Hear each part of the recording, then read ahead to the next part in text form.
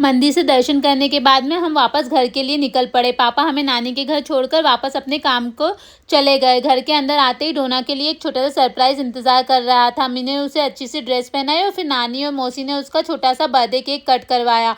डोना तो केक देखकर बहुत खुश हो रही थी और बहुत यम्मी है ऐसा बोल रही थी। केक कट करने के बाद में हमने खूब सारी मस्ती की और डोना भी अपने छोटे वाले कार्ड्स लेकर खेलने में बिजी हो गई। तभी मैं और चेष्टा भी यहाँ पे उनो गेम खेल रहे थे और खेलते खेलते यहाँ एक्टिंग कर रही थी। सोने की थक भी चुकी थी और उसे सच में नींद आ गई। उसके बाद में अगली सुबह जैसे ही उठी सबसे पहले उठ गई थी और उठते ही चेष्टा और मौसी को जगाने लगी। फिर ब्रश करके आ गई और मुझे बोल रही थी ब्रश देते हुए कि मम्मा हो गया, कर लिया मैंने ब्रश। थोड़ी देर बाद हम बाहर खड़े थे और यहाँ बच्चे स्कूल जाने लगे। उन्हें देखकर डोना से मैंने पूछा कि डोना स्कूल जाओगी, तो डोना ने तुरंत मुस्कुराते हुए कहा नो मम्मा।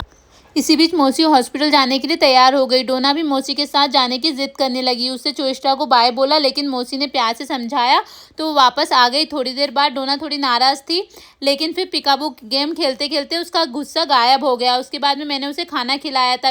तभी उसे अपने घर वाली फिश याद आ गई। उसे खिलौना चाहिए था फिश वाला लेकिन वहाँ तो थी नहीं, तो चेष्टा ने यहाँ पे पेपर का बनाया और डोना से कलर करवाने लगी।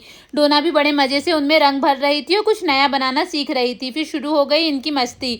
चेष्टा को कभी एक्सरसाइज सिखाने लगी, कभी थोड़ी देर बाद उससे मालिश करवाने लगी अपने सर में और फिर खुद ही उसकी हेयर स्टाइल बनाने बैठ गई। उसकी छोटी छोटी हरकतें देखकर हम सबकी हंसी नहीं रुक रही थी। देखते ही देखते समय कैसे निकल गया पता ही नहीं चला। हम वापस घर लौटने का समय हो गया। मैंने डोना को रेडी किया, फिर नानी और मौसी को बाय बोला, हम घर के लिए निकल पड़े। फिर घर पहुंचते ही पापा हमें लेने आए और इसी तरह हंसी मस्ती और ढेर सारी प्यारी यादों के साथ में हमारा एक खूबसूरत दिन खत्म हुआ। अगर ब्लॉग पसंद आए तो प्लीज़ लाइक शेयर सब्सक्राइब ज़रूर करें और अपने दोस्तों के साथ भी शेयर करें।